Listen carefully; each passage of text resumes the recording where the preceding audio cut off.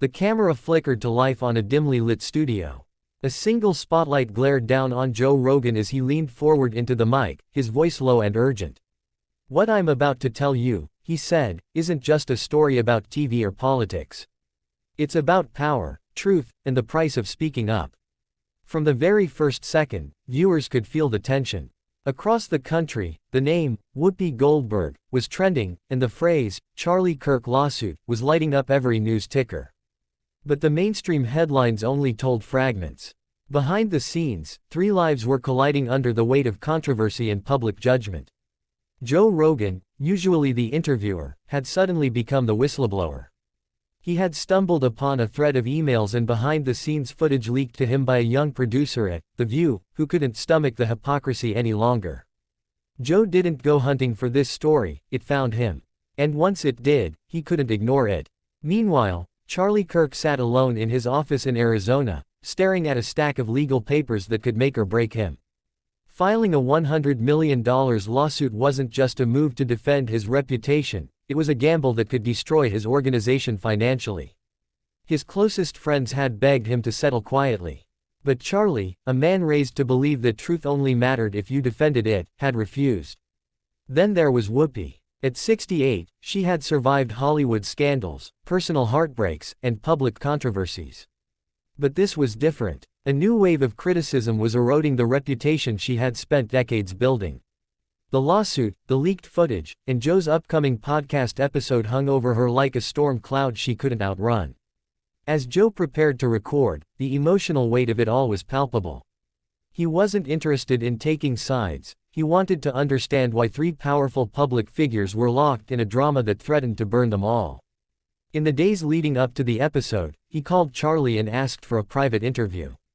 He also reached out to Whoopi's camp, offering her the chance to tell her side. Only Charlie responded. That interview became the turning point. Viewers heard Charlie's voice crack as he recounted years of insults, dismissals, and what he described as coordinated attacks. "This isn't about money," he said. "It's about dignity." Joe, a seasoned host, didn't interrupt.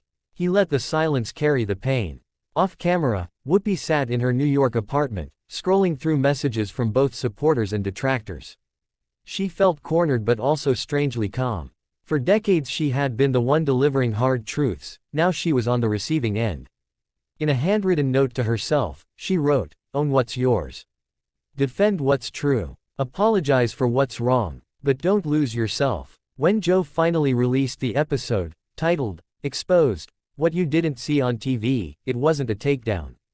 It was an unflinching look at how media battles escalate, how egos and networks and millions of viewers can turn disagreements into lawsuits and lawsuits into life-altering crises.